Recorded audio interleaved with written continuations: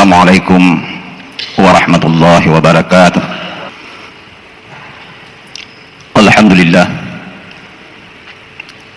Alhamdulillahilladzi wahada bainana bil islam wal iman wa ja'ala dunya jannatan lil kafirin wa sijnan lil mu'minin. Asyhadu an la ilaha illallah wahdahu la syarika lah wa asyhadu anna sayyidana wa nabiyyana Muhammadan abduhu wa rasuluh. Allahumma shalli wa sallim wa barik ala sayyidina Muhammadin wa ala alihi wa sahbihi ajma'in. Amma ba'd, fa ya ibadallah, usikum wa iyaya bittaqullah wa ta'atihi la'allakum tuflihun. Faqad qala Allah ta'ala fi kitabil karim wa huwa asdaqul qailin. A'udzu billahi minasy syaithanir rajim. Bismillahirrahmanirrahim. Wa'tasimu bihablillahi jami'an wa la tafarraqu. Wadhkuru ni'matallahi 'alaikum idh kuntum a'da'an fa'alafa baina qulubikum. Fasbahtum bi ni'matihi ikhwana wa kuntum 'ala shafa hufratin minan nari fa anqadhakum minha. Kadzalika yubayyinullahu lakum ayatihi la'allakum tahtadun. Shadaqallahul azim. Bapak-bapak kaum muslimin, sidang jamaah Jumat yang dirahmati oleh Allah Subhanahu wa taala. Alhamdulillah wa syukurillah, sepatutnya dan sepantasnya kita senantiasa mengulang-ulangi sekaligus membasahi bibir kita dengan ucapan puji syukur kehadirat Allah Subhanahu wa taala.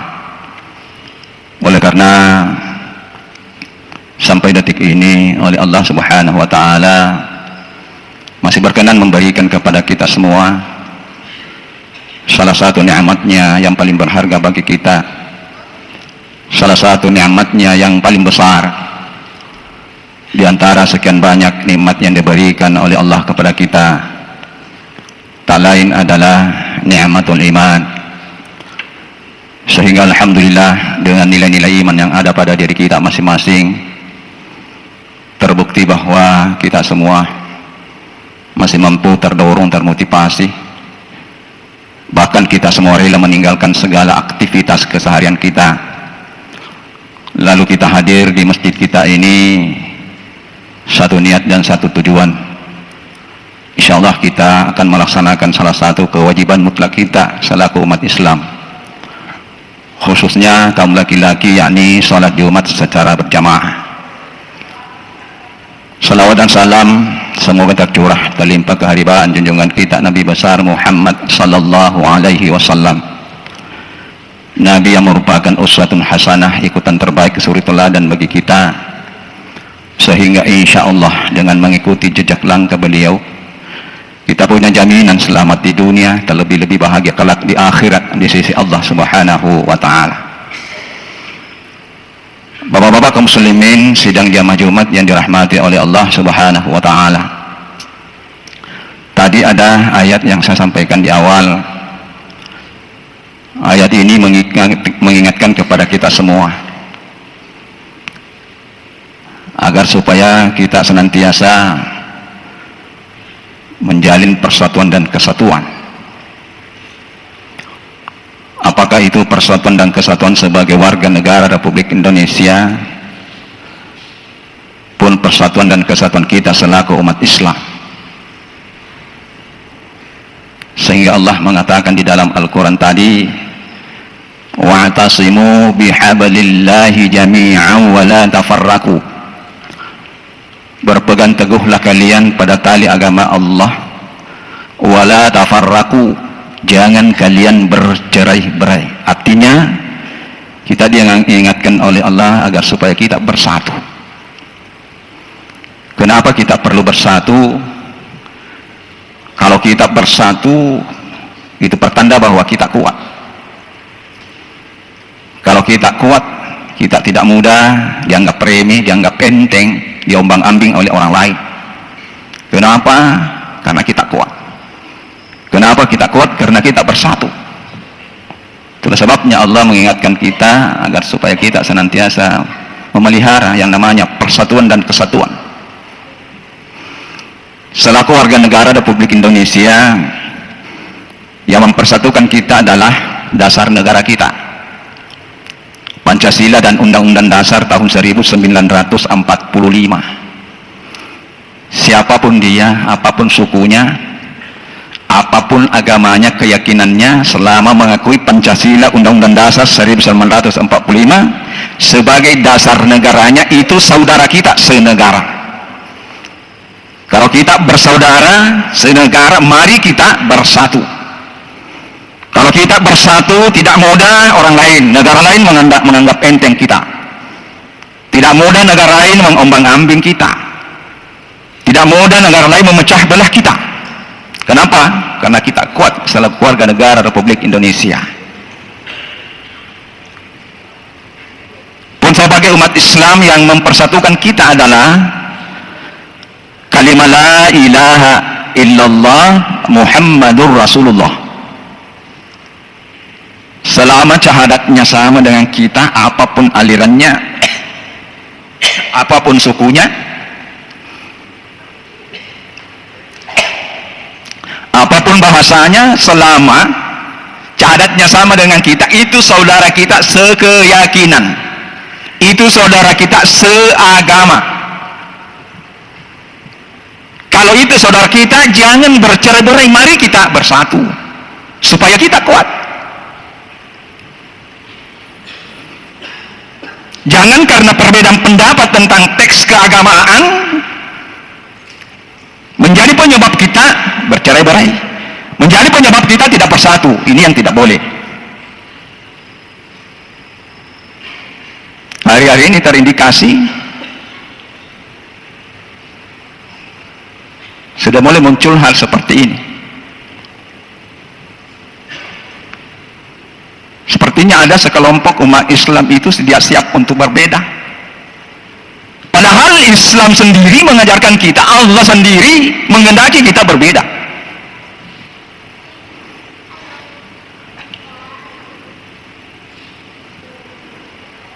Sehingga Allah di dalam Al-Quran mengatakan, walau sya'a rabbuka la ja'alan nasa ummatan wahidatan.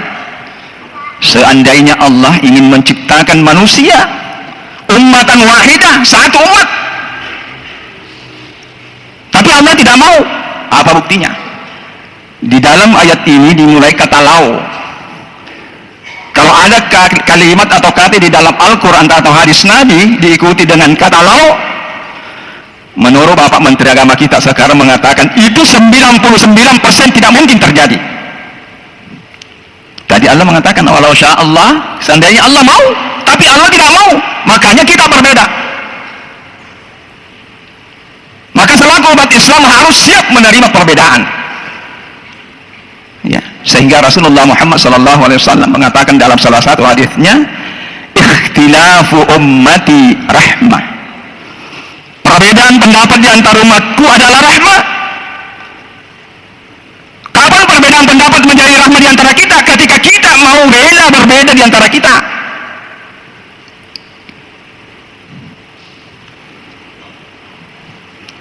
Makanya kalau mau mencari jumlah 10, jangan mengatakan 5 tambah 5 berapa. Pasti jawabannya 10. Tapi justru yang kita mau pertanyakan, 10 berapa tambah berapa? Ya kalau 10 berapa tambah berapa? Bisa 9 tambah 1, 10. Bisa 8 tambah 2, 10. Bisa 5 tambah 5, 10. Bisa 3 tambah 7, 10. Ya. Bisa 6 tambah 4 juga 10.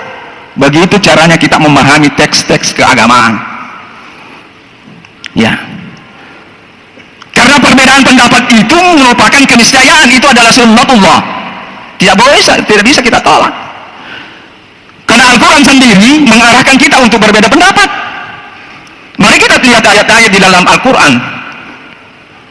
Ada 30 juz, sekian surah dan sekian ayat, bahkan sekian huruf. Di dalam Al-Quran itu tidak semuanya ayat Al-Quran itu kata idalalahnya jelas petunjuknya. Artinya kalau jelas petunjuknya, berarti tidak ada lapangan untuk berbeda pendapat. Ya, seperti tentang ketauhidan, tidak bisa kita berbeda pendapat di situ. Harus kita sepakat semua umat Islam, Allah itu satu, Allah itu esa. Qul huwallahu ahad, Allahus samad, lam yalid wa lam yulad wa lam yakul lahu kufuwan ahad. Itu namanya ayat-ayat qat'i. Tapi kalau ayat itu selama dalalahnya zanni, tidak jelas petunjuknya, bahkan bisa memiliki makna lebih dari satu, di sinilah tempatnya kita berbeda pendapat. Bisa saja Pak, jangan kita demam dengan perbedaan pendapat. Ya.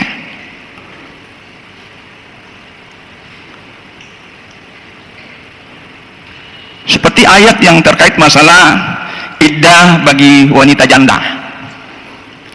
Di dalam Al-Quran Allah mengatakan wal mutallaqatu yatarabbasna bi anfusihinna thalathata quru.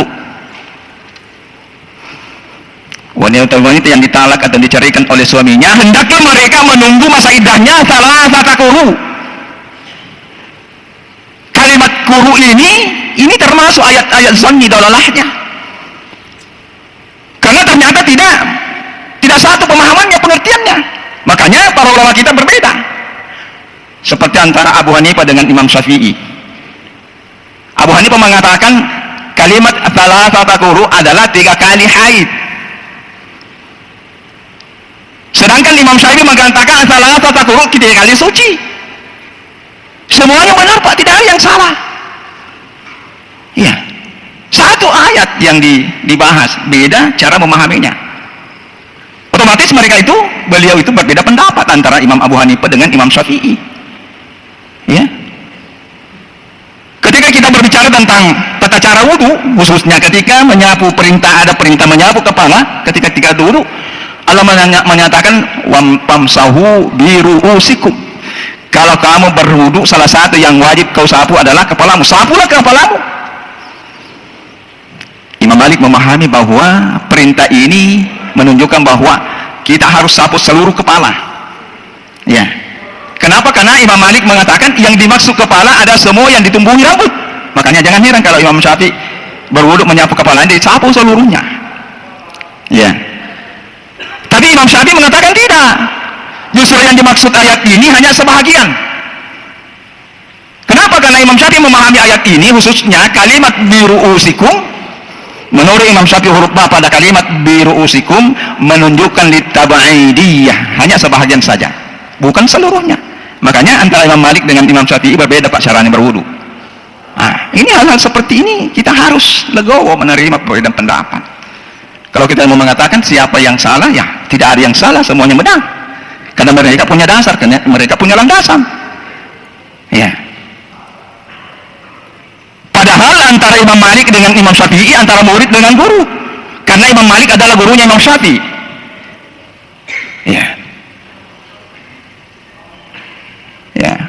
Tapi tidak pernah Imam Malik mengatakan, Syafi'i tidak boleh kau berbeda pendapat dengan saya, kau muridku, kau pernah belajar di hadapan saya. Tidak pernah Pak.